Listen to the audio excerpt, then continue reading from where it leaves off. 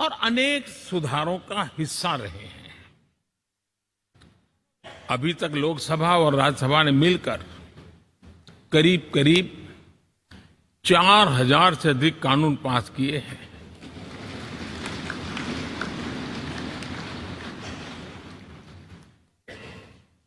और कभी जरूरत पड़ी तो ज्वाइंट सेशन के माध्यम से भी कानून पारित करने की दिशा में रणनीति बनानी पड़ी और उसके तहत भी दहेज रोकथाम कानून हो, बैंकिंग सर्विस कमीशन बिल हो, आतंक से लड़ने के लिए कानून हो, ये संयुक्त सत्र में पास किए गए हैं, इसी गृह में पास किए गए। इसी संसद में मुस्लिम बहन बेटियों को न्याय की जो प्रतीक्षा थी, शाहबानो केस के कारण कुछ गाड़ी उल्टी पार्टी पर चढ़ गई थी। इसी सदन ने हमारी उस गलतियों को ठीक किया और 3 तलाक विरुद्ध कानून हम सब ने मिलकर के पारित किया। संसद ने बीते वर्षों में ट्रांसजेंडर को न्याय देने वाले कानूनों का भी निर्माण किया। इसके माध्यम से हम ट्रांसजेंडर के प्रति सद्भाव और सम्मान के भाव के साथ उनको नौकरी, शिक्षा, स्वास्थ्य, बाकी जो सुविधाएं हैं, एक गरिमा के साथ प्राप्त कर सके, इसकी दिशा में हम आगे बढ़े। हम सभी ने मिलकर हमारे दिव्यांग जनों के लिए भी उनकी जरूरतों को देखते हुए, उनके एस्पिरेशंस को देखते हुए ऐसे कानूनों का निर्माण किया जो उनके लिए उज्जवल भविष्य की गारंटी बन रहे हैं। आर्टिकल 370 हटाने से लेकर वो विषय ऐसा रहा जो शायद ही कोई दशक ऐसा होगा कि चर्चा न हुई हो, चिंता न हुई हो और मांग न हुई हो। आक्रोश भी व्यक्त हुआ, सभागृह में भी हुआ, सभागृह के बाहर भी हुआ। लेकिन हम सबका सौभाग्य है कि हमें सदन में आर्टिकल 370 से मुक्ति पाने का, अलगाववाद, आतंकवाद के खिलाफ लड़ाई लड़ने का एक बड़ा महत्वपूर्ण कदम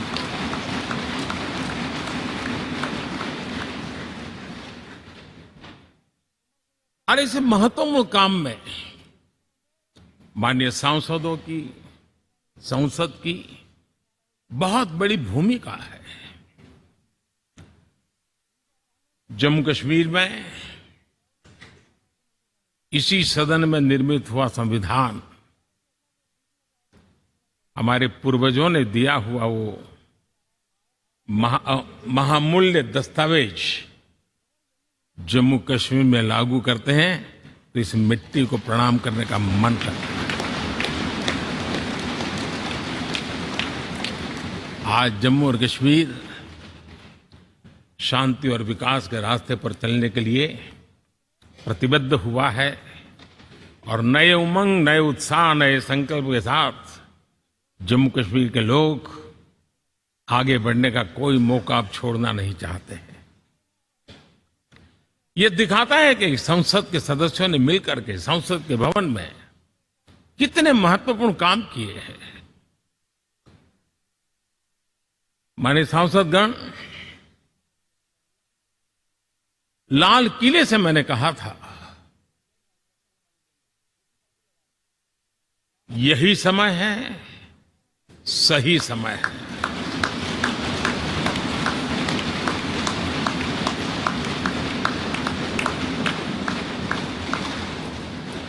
एक के बाद एक घटनाओं की तरफ हम नजर करेंगे। हर घटना इस बात का गवाह दे रही है कि आज भारत एक नई चेतना के साथ पुनर्जागृत हो चुका है।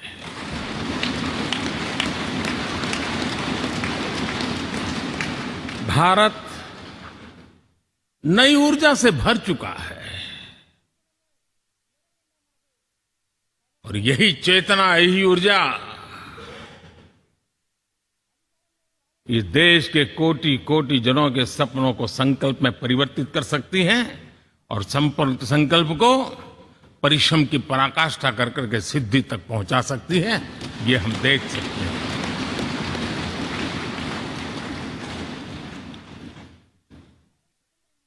और मेरा विश्वास है, देश जिस दिशा में चल पड़ा है, इच्छित परिणाम अवश्य प्राप्त होंगे।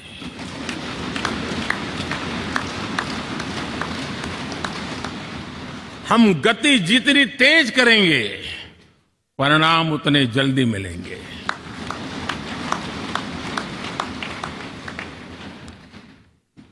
आज भारत 5वीं अर्थव्यवस्था पर पहुंचा है, लेकिन पहले 3 में पहुंचने के संकल्प के साथ बढ़ रहा है।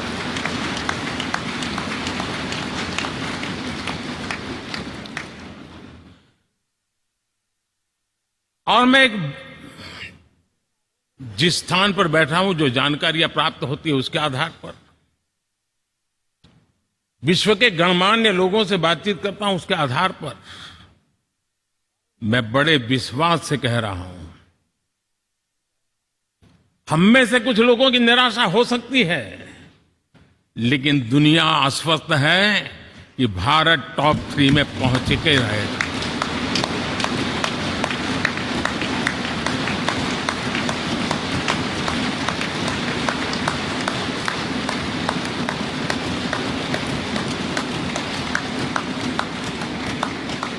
भारत का बैंकिंग सेक्टर आज अपनी मजबूती के कारण से फिर एक बार दुनिया में सकारात्मक चर्चा का केंद्र बना हुआ है।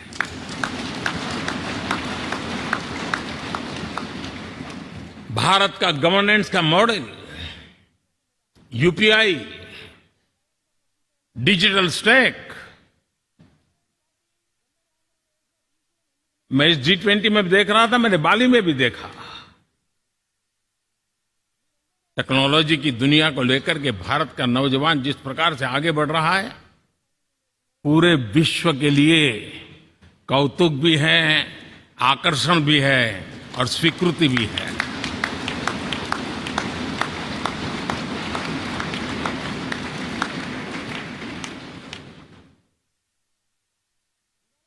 हम सब उस ऐसे कालखंड में हैं, मैं कहूंगा हम लोग एक भाग्यवान लोग हैं।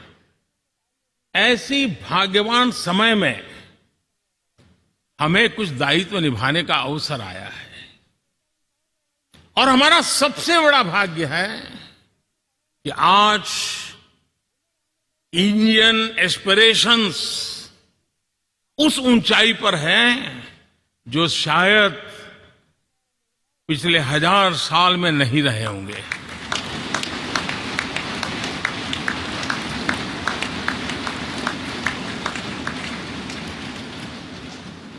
गुलामी के जंजीरों ने उसके एस्पिरेशंस को दबोच के रखा था।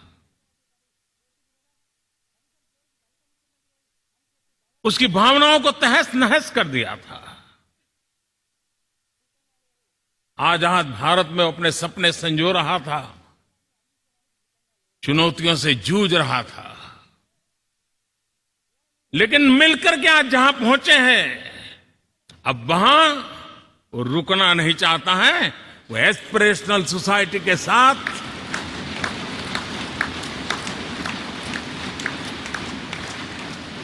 नए लक्ष्य गढ़ना चाहता है।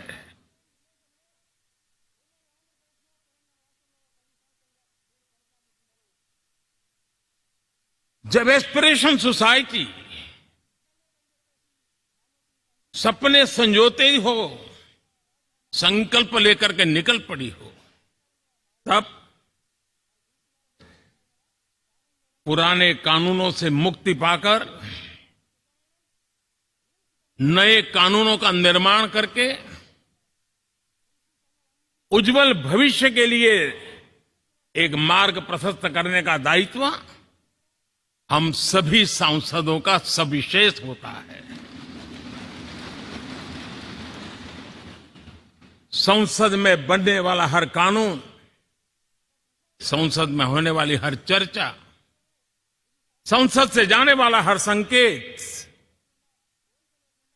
इंडियन एस्पिरेशन को बढ़ावा देने के लिए ही होना चाहिए। ये हम सबकी भावना भी है, कर्तव्य भी है और एक एक देशवासी की हमसे अपेक्षा भी है।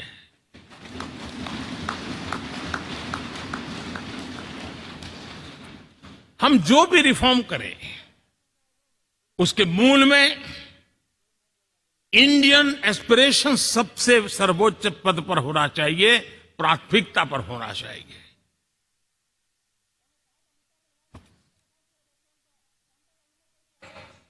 लेकिन मैं बहुत सोच समझ करके कहना चाहता हूं, क्या कभी छोटे कैनवास पर कोई बड़ा चित्र बना सकता है क्या?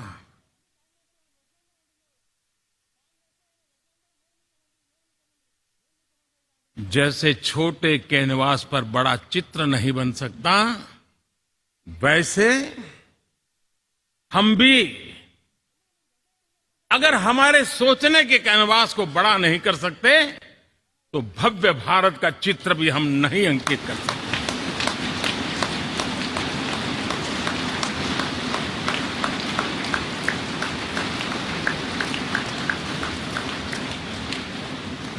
पचहत्तर साल का हमारे पास अनुभव है। हमारे पूर्वजों ने जो कुछ भी रास्ते बनाए उससे हमने सीखा है। हमारे पास एक बहुत बड़ी विरासत है।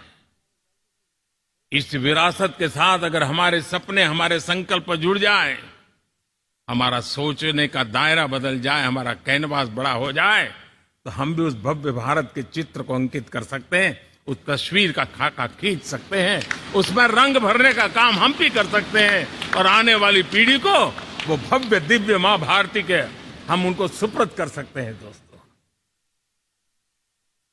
अमृतकाल के 25 वर्षों में भारत को अब बड़े कैनवास पर काम करना ही होगा। अब हमारे लिए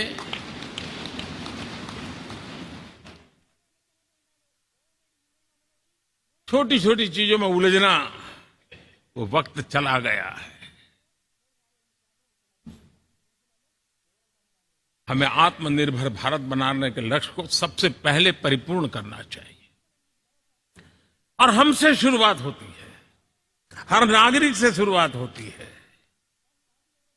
और आज दुनिया में भी एक समय ऐसा था कि लोग मुझे कहते थे, हमारे बड़े बड़े बुद्धिजीवी और अर्थशास्त्री लिखते थे कि मोदी आत्मनिर्भर की बात करता है तो मल्टीलेटरलिज्म के सामने चुनौती तो बन नहीं जाएगा, ग्लोबल इकोनॉमी के जमाने में ठीक तो नहीं होगा।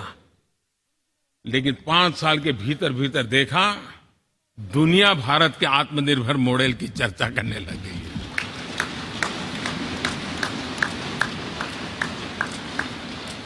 और कौन हिंदुस्तानी नहीं चाहेगा कि डिफेंस सेक्टर में आत्मनिर्भर हो, एनर्जी सेक्टर में हम आत्मनिर्भर हो, एडिबल ऑयल, क्या इस देश को आत्मनिर्भर नहीं होना चाहिए? कृषि प्रधान देश हम कहते हैं, खाने का तेल क्या अब देश बाहर से लाएगा? बहुत समय की मांग है कि हमें आत्मनिर्भर भारत को संकल्प को पूरा करना, ये हम सबका दायित्व है। उसमें दल आड़े नहीं आते हैं, सिर्फ दिल चाहिए, देश के लिए चाहिए।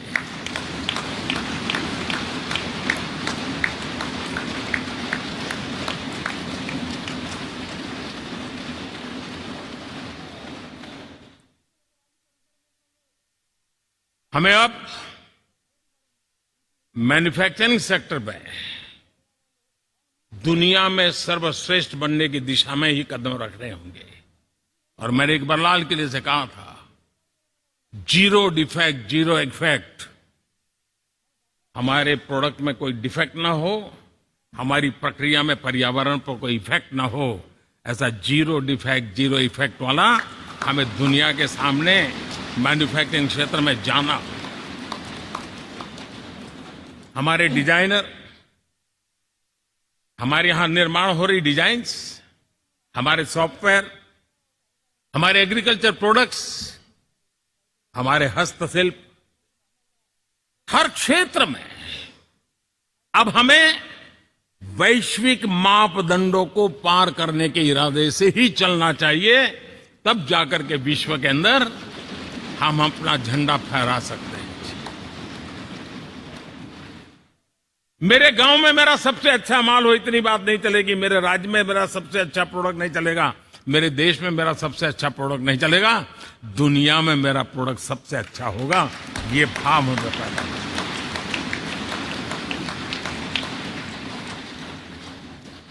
हमारी यूनिवर्सिटीज दुनिया के अंदर टॉप रैंकिंग में आए, अब इसमें हमें पीछे नहीं रहना है। हमारे शिक्षा जगत को नई नेशनल एजुकेशन पॉलिसी मिली है, एक खुलापन है, सर्व स्वीकृत बनी है। उसके सहारे अब हमें चल पाना है। और दुनिया के टॉप मोस्ट यूनिवर्सिटीज में अभी जब G20 में विश्व के मेहमान आए तो मैंने नालंदा की एक तस्वीर रखी थी वहां। और जब मैं दुनिया को कहता था 1500 साल पहले मेरे देश में दुनिया की उत्तम से उत्तम यूनिवर्सिटी हुआ करती थी, तो उन सुनते ही रह जाते थे। लेकिन हमें उसे प्रेरणा लेनी है, पर प्राप्त तो अभी करके रहना है। ये हमारा संकल्प होना चाहिए। आज हमारे देश का नौजवान खेल जगत के अंदर दुनिया में हमारी पहचान बना रहा है। टियर 2, टियर 3 सिटी से, गांव, गरीब परिवारों से, गांव से देश के नौजवान, देश की बेटे बेटियां आज खेलकूद के जगत जीवन में हमारा नाम रोशन कर रही है। लेकिन देश चाहता है और देश का संकल्प होना चाहिए कि अब खेलकूद के हर पोडियम पे हमारा तिरंगा भी लहराता होगा।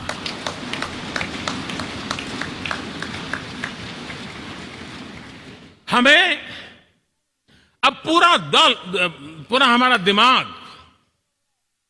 क्वालिटी पर फोकस करना ही होगा, ताकि हम विश्व की आशा अपेक्षाओं के अनुकूल और भारत के सामान्य मानव के जीवन में भी क्वालिटी ऑफ लाइफ के प्रति जो एस्पिरेशन बढ़ा है, उसको हम एड्रेस कर पाए। और जैसे मैंने कहा, हम भाग्यवान हैं कि हम उस समय काम कर रहे हैं जब समाज अपने आप एक एस्पिरेशनल सोसाइटी है। हमारा और भी एक भाग्य है कि हम उस समय हैं जब हिंदुस्तान युवा देश है। हम दुनिया में सबसे ज्यादा जन आबादी वाला तो देश बने ही हैं, लेकिन सबसे बड़ी आबादी, उसमें भी सबसे युवा, ये पहली बार हुआ है।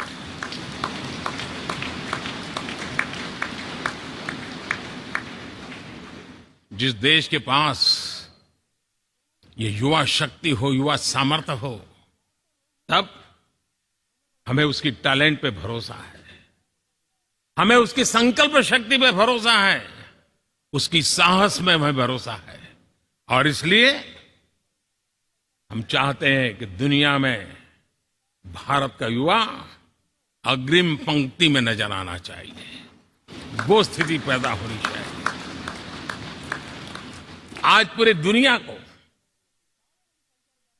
स्किल मैन पावर की बहुत बड़ी जरूरत है, और भारत विश्व की इस आवश्यकता की पूर्ति के लिए अपने आप को सज्ज कर सकता है और उन आवश्यकताओं को पूरी कर करके दुनिया में अपनी एक जगह भी बना सकता है। और इसलिए विश्व में उनकी आवश्यकता के लिए किस प्रकार के मैन पावर की जरूरत है, किस प्रकार के उनको ह्यूमन रिसोर्स की जरूरत है, उस स्किल मैपिंग का काम भी चल रहा है और उस स्किल मैपिंग के अनुसार भारत के अंदर स्किल डेवलपमेंट की तरफ हम बल दे रहे हैं और जितना ज्यादा हम स्किल डेवलपमेंट पर बल देंगे भारत के नौजवानों का सामर्थ्य विश्व में अपना डंका बजाने में कोई कमी नहीं रखेगा। और हिंदुस्तानी जहां गया है उसने अच्छाई की छाप छोड़ी है, कुछ कर गुजरने की छाप छोड़ी है। ये सामर्थ्य हमारे अंदर पहले से पड़ा हुआ है और हमारे पहले जो लोग गए हैं उन्होंने इससे छवि भी बना के रखी हुई है। आपने देखा होगा पिछले दिनों करीब 150 नर्सिंग कॉलेज एक साथ खोलने का निर्णय किया। पूरे दुनिया में बहुत बड़ी रिक्वायरमेंट है नर्सिंग की। हमारी बहन, हमारी बेटियां, हमारे बेटे उस क्षेत्र में दुनिया में पहुंच सकते हैं, आसानी से पहुंच सकते हैं। पूरे विश्व की जरूरत है और ये तो मानवता का काम है जिसमें हम पीछे नहीं रहेंगे। आज मेडिकल कॉलेजेस का इतना व्यापक रूप से निर्माण, देश की आवश्यकता तो पूरी करनी ही करनी है, दुनिया की आवश्यकताओं में भी योगदान दे सकते हैं। कहने का तात्पर्य यही है, हर छोटी चीज पर बारीकी से ध्यान देते हुए, उस पर अपना ध्यान केंद्रित करते हुए हमें आगे बढ़ना है। हमें भविष्य के लिए सही समय पर सही फैसले भी लेने होते हैं। हम फैसलों को टाल नहीं सकते। हम राजनीतिक लाभ नुकसान के गणा भाग के अंदर अपने आप को बंधी नहीं बना सकते हैं। हमें तो देश के एस्पिरेशन के लिए हिम्मत के साथ नए निर्णय करने होते हैं। आज सोलर पावर के सफल मूवमेंट्स हमारी भावी पीढ़ी के लिए एनर्जी क्राइसिस से मुक्ति की गारंटी दे रहा है। आज मिशन हाइड्रोजन आने वाले दिनों में जो एनवायरमेंट की चिंता है, जो टेक्नोलॉजी में बदलाव आ रहा है, उसके समाधान का रास्ता देने का सामर्थ्य रखती है। आज हमारा सेमीकंडक्टर जिस प्रकार से जीवन चलाने में हमारे हृदय की जरूरत रहती है, वैसे ही आज हमारी टेक्नोलॉजी चिप्स के बिना चल नहीं सकती और सेमीकंडक्टर उसके लिए बहुत अनिवार्य है। उस दिशा में हम आगे जाकर के इलेक्ट्रॉनिक मैन्युफैक्चरिंग में कोई रुकावट ना आए और जीवन कहीं अटक न जाए, उसलिए एक बहुत बड़ी मात्रा में हम काम कर रहे हैं। जल जीवन मिशन, हर जिले में 75 अमृत सरोवर, हमारी भावी पीढ़ी को, हमारे बच्चे उनको कभी पानी के बिना तरसना न पड़े, इसकी चिंता हम आज कर रहे हैं। विश्व के बाजार में हमारा हर व्यापार कारोबार पहुंचे, कॉम्पिटिटिव ताकत के साथ खड़ा रहे, लॉजिस्टिक सिस्टम को और अधिक कम खर्च वाला बनाना, एफिशिएंट बनाना, उस दिशा में हम बहुत नीतियां लेकर के चल रहे हैं। आज समय की मांग है कि भारत का एक ऐसा भारत का हम निर्माण करें। नॉलेज, इनोवेशन, ये समय की मांग है और दुनिया में हमें अग्रिम पंक्ति में जाने का ये रास्ता भी है। और इसलिए पिछले हमने समय नेशनल एजुकेशन पॉलिसी के साथ साथ टेक्नोलॉजी के बढ़ावे के लिए हमने रिसर्च और इनोवेशन का एक कानून भी पारित किया है, ताकि हमारे देश के नौजवानों को इस इनोवेशन के और चंद्रयान 3 की सफलता के बाद देश के नौजवानों के मन में विज्ञान की तरफ आकर्षण बढ़ रहा है। हमें मौका गंवाना नहीं है। हमारी युवा पीढ़ी को हमने रिसर्च और इनोवेशन के लिए पूरे अवसर देने हैं और इस इकोसिस्टम को बनाने के लिए हमने एक उज्जवल भविष्य के निर्माण की नींव रखी है। आदरणीय बंधुगण, सामाजिक न्याय ये हमारी पहली शर्त है। बिना सामाजिक न्याय, बिना संतुलन, बिना समभाव, बिना समत्व हम इच्छित परिणामों को घर के भीतर प्राप्त नहीं कर सकते। लेकिन सामाजिक न्याय की चर्चा बहुत सीमित बन के रह गई। हमें उसको व्यापक रूप में देखना होगा। हम किसी गरीब को कोई सुविधा दें, किसी समाज में दबे कुचले व्यक्ति को कोई सुविधा दें, वो तो सामाजिक न्याय की एक प्रक्रिया है। लेकिन उसके घर तक पक्की सड़क बन जाए ना, वो भी सामाजिक न्याय के लिए उसको मजबूती देती है। उसके घर के नजदीक में बच्चों के लिए अगर स्कूल खुल जाए तो वो भी उसको सामाजिक न्याय की मजबूती देती है। उसको बिना खर्च अगर आरोग्य में समय की जरूरत पड़े वो मिले, तब जाकर के सामाजिक न्याय की मजबूती मिलती है। और इसलिए जिस प्रकार से समाज व्यवस्था में सामाजिक न्याय जरूरत है, वैसा ही राष्ट्र व्यवस्था में सामाजिक न्याय की आवश्यकता है। अब देश का कोई हिस्सा पीछे रह जाए, अविकसित रह जाए, ये भी सामाजिक न्याय के खिलाफ है। दुर्भाग्य से देश का पूर्वी इलाका, भारत का पूर्वी भाग, जो समृद्धि से भरा हुआ है, लेकिन वहां के नौजवानों को रोजगार के लिए दूसरे इलाके में जाना पड़ रहा है। ये स्थिति हमें बदलनी है। हमारे देश के उस पूर्वी भाग को, इलाका को समृद्ध बना करके सामाजिक न्याय की मजबूती भी हमने देनी है। असंतुलित विकास, शरीर कितना भी स्वस्थ क्यों न हो, लेकिन एक उंगली को भी अगर लकवा मार गया है तो शरीर स्वस्थ नहीं माना जाता है।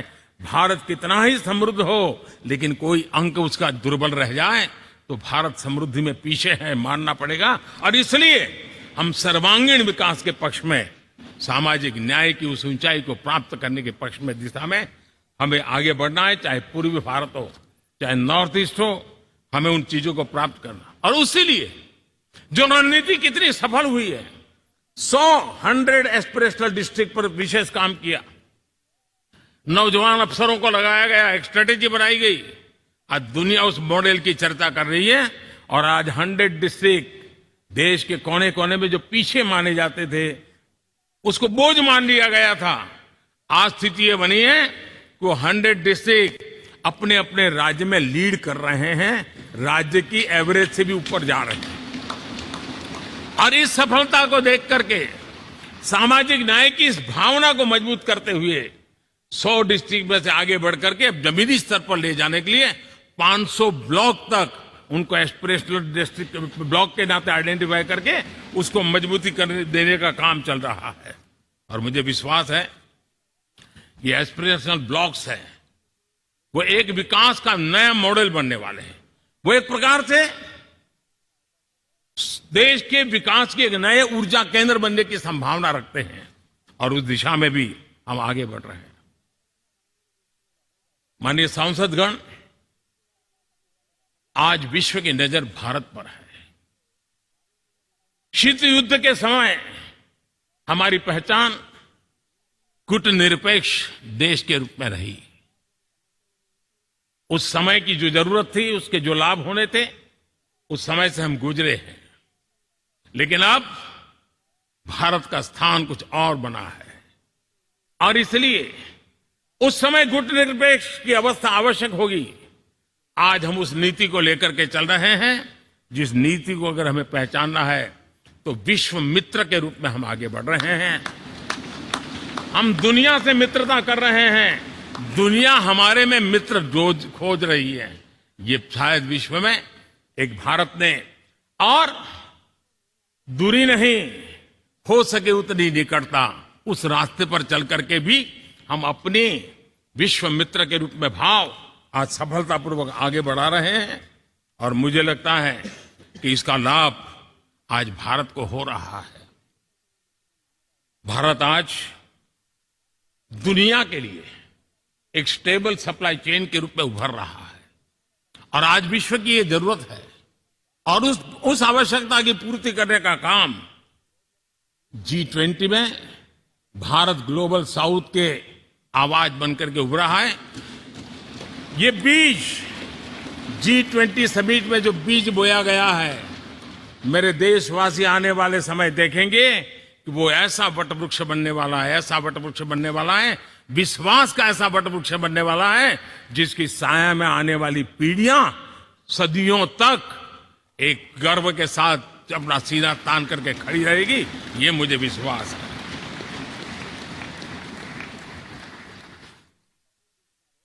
इस G20 में एक बहुत बड़ा काम हमने किया है, बायोफ्यूल अलायंस का। हम विश्व के नेतृत्व करते रहे, दिशा दे रहे हैं, और विश्व को बायोफ्यूल अलायंस में दुनिया के सभी देश देखते ही देखते उसकी सदस्यता ले रहे थे, और एक बहुत बड़ा आंदोलन खड़ा होने जा रहा है, और जिसका नेतृत्व ये हमारा भारत कर रहा है। छोटे छोटे महाद्वीप, उनके साथ भी आर्थिक कॉरिडोर बनाने की दिशा में हमने बड़ी मजबूती के साथ कदम उठाए हैं। आदरणीय बंधुगण, आदरणीय उपराष्ट्रपति जी, आदरणीय स्पीकर महोदय, आज हम यहां से विदाई लेकर के नए भवन में जा रहे हैं, संसद के नए भवन में बैठने वाले हैं, और ये शुभ है, गणेश चतुर्थी के दिन बैठ रहे हैं।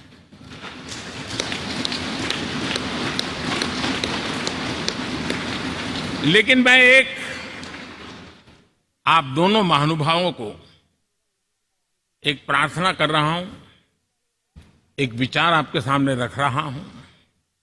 मैं आशा करता हूं कि आप दोनों मिलकर के उस विचार पर जहां भी जरूरत पड़े मंथन करके कुछ निर्णय अवश्य कीजिए। और मेरी प्रार्थना है, मेरा सुझाव है कि अब हम जब नए सदन में जा रहे हैं, तब इसकी गरिमा कभी भी कम नहीं होनी चाहिए।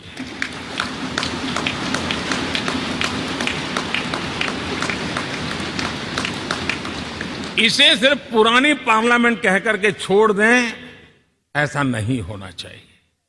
और इसलिए मेरी प्रार्थना है कि भविष्य में अगर आप सहमति दे दोनों महानुभाव, तो इसको संविधान सदन के रूप में जाना जाए।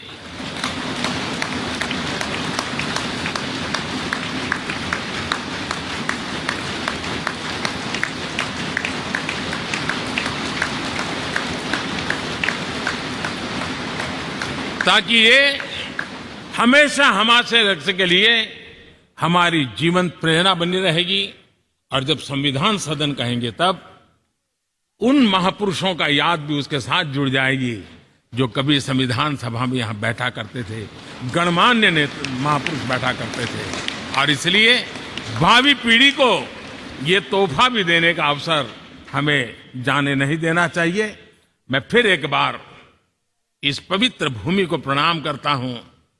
यहां पर जो तपस्या हुई है, जन कल्याण के लिए संकल्प हुए हैं, इसको परिपूर्ण करने के लिए 7 दशक से भी अधिक समय से जो पुरुषार्थ हुआ है, उन सबको प्रणाम करते हुए मैं मेरी वाणी को विराम देता हूं और नए सदन के लिए आप सबको शुभकामनाएं देता हूं।